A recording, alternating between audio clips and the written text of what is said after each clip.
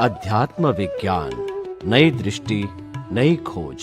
देखिए, सुनिए और समझिए। अध्यात्म विज्ञानी पूज्य स्वामी श्री कमलेशानंद जी के निर्देशन में सनातन सत्य का अनुसंधान कर जीवन को प्रकाशित करें। स्वामी जी, प्रतिष्ठित आत्मा की बात आई तो और वो पैदा होती है चेतन की हाजिरी से, चेतन की उपस्थिति से। आप आध्यात्म विज्ञान में लोगों को ज्ञान देते हैं, सनातन सत्य देते हैं, कुदरत का कानून देते हैं और व्यक्ति को ज्ञानी बनाते हैं, ज्ञान देते हैं। और आपका ज्ञान लेने के बाद में ये जो प्रतिष्ठित आत्मा है जिसने ज्ञान, दो तरह की स्थितियां हैं। एक तो अज्ञानी है जिसको जीवात्मा बोलते हैं आप, और एक होता है अंतरात्मा जिसने ज्ञान ले लिया होता है। तो दोनों तरह की आत्मा के अंदर जो प्रतिष्ठित आत्मा है दोनों में रहती है। तो जो जीवात्मा है क्या हर बार जन्म लेता है तो नई प्रतिष्ठित आत्मा बनाता है, और जिसके ज्ञान लिया हुआ है वो प्रतिष्ठित आत्मा जितना जितना भव करेगी, जितना जितना बार जन्म लेगा वो वही रहेगी। दोनों का थोड़ा एक कन्फ्यूजन रहता है हमारे श्रोताओं को, कई बार प्रश्न पूछते हैं वो, तो ये कन्फ्यूजन मिटाइए कि दोनों केस में प्रतिष्ठित आत्मा अलग अलग रहती है या वही प्रतिष्ठित आत्मा चलती है। सबसे पहली बात यह है कि जो प्रतिष्ठित आत्मा है, आज जो हमारे अंदर प्रतिष्ठित आत्मा है, वो ही प्रतिष्ठित आत्मा नए कर्म चार्ज करती है पूरे लाइफ में, और वही प्रतिष्ठित आत्मा नेक्स्ट बर्थ में डिस्चार्ज प्रतिष्ठित आत्मा के रूप में रोल करती है। उस समय कर्मों की भुगतान होती है। तो चार्ज और डिस्चार्ज दोनों अलग है और एक भी है। आज का चार्ज जो है वो नेक्स्ट बर्थ में डिस्चार्ज बनेगा और फिर नया चार्ज होगा। तो charge and discharge, charge and discharge, cycle of rebirth, कर्म और कर्मफल, कर्म और कल, बर्थ टू बर्थ, ऐसे साइकिल चलती रहती है।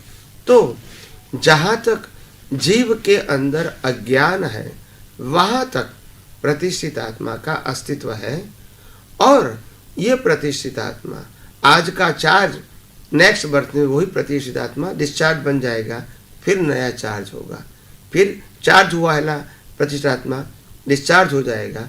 मतलब चार्ज प्रतिष्ठित आत्मा है वो नए कर्मों का चार्ज करते हैं, और चार्ज किया हुआ पैकेज एक कर्म को कॉज कहते हैं और बंच ऑफ कर्म को कॉजल बॉडी कहते हैं। और कॉजल बॉडी के मुताबिक कुदरत, लॉ ऑफ नेचर हमको इफेक्ट बॉडी देती है, जिससे ये फिजिकल बॉडी मिलती है। ये फिजिकल बॉडी वो इफेक्ट बॉडी है, और हम कर्म चार्ज करते हैं उस समय कॉजल बॉडी बनती है, और कॉजल बॉडी के मुताबिक ही कुदरत हमको कुदरती कानून के मुताबिक इफेक्ट बॉडी देती है। तो इसी प्रकार से cause and effect, cause and effect, cause and effect, ये साइकिल चलती रहती है। स्वामी जी, बहुत ही सुंदर प्रस्तुति के लिए हम आपके प्रति कृतज्ञ हैं। आपने अभी अपने प्रवचन में बताया कि आध्यात्म विज्ञान का उपयोग करने से, आध्यात्म विज्ञान का ज्ञान लेने से व्यक्ति को आदि, व्याधि, उपाधि मिट करके समाधि आ जाती है।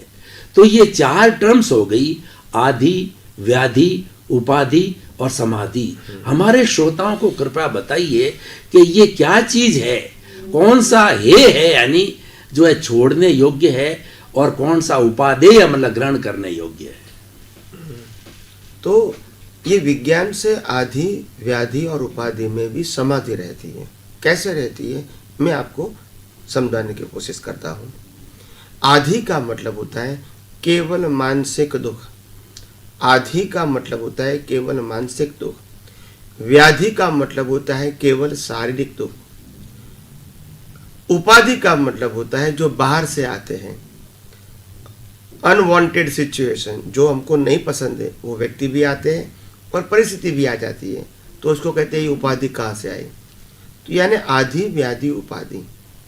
तो इस प्रकार से जीवन हमारा चलता है, आदि, व्याधि, उपाधि से। इसमें समाधि कैसे रहेगी? तो जब हम कुदरत के कानून को समझेंगे तब मालूम हो जाएगा कि ये आदि, व्याधि और उपाधि, ये तीनों शरीर को सफरिंग के लिए कुदरत ने दिया है, शरीर को सफरिंग के लिए कुदरत ने दिया है। तो इसीलिए जब कुदरत ने दिया है तो सफरिंग तो करना ही पड़ेगा, मगर ये जैसे जैसे सफरिंग आएगी उस समय सफरिंग करने वाले से अलग रहेंगे तो आदि व्याधि उपाधि होती हुए भी हमको नहीं रहेगी, क्योंकि जो मन वचन काया सफरिंग करने वाला है उससे मैं मुक्त ऐसा शुद्ध आत्मा हूँ।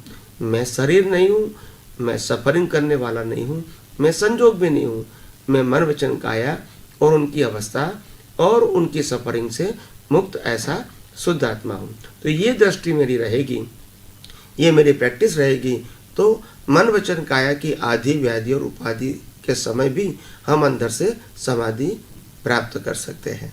तो इसी प्रकार से ये हमारा एपिसोड यहाँ ख़त्म हो रहा है। तो मैं आप सबको यही बताना चाहता हूँ कि आप यही एपिसोड कंटिन्यूस देखते रहेंगे और ये आध्यात्म विज्ञान का लाभ लेते रहे, यही मेरी शुभकामनाएं। भाई और बहनों, श्रोतागण, दर्शकगण, आपका बहुत बहुत धन्यवाद। आपने एकाग्रता से स्वामी जी को सुना। स्वामी जी के पास में भीतर बहुत बड़ा अनुभव का खजाना है, क्योंकि स्वामी जी आध्यात्म विज्ञानी हैं, आत्मज्ञानी हैं। इनके भीतर से जो निकलता है वो प्योर आत्मा से आता है। वो किसी पुस्तक को पढ़ करके, कोई रटन से या श्लोक से या कोई बात करके नहीं करते हैं। भीतर से आने वाला खजाना, आत्मा से जो मिलने वाला खजाना है, वो खजाना हमको देने के लिए आए हैं। तो आप हमारे साथ जुड़ते रहिए और इसको बराबर ध्यान से सुनते रहिए। आपको जीवन की हर तरह की समस्या है उसका समाधान स्वामी जी के उपदेश से मिलेगा। आपका बहुत बहुत धन्यवाद। स्वामी जी, आपका बहुत बहुत धन्यवाद।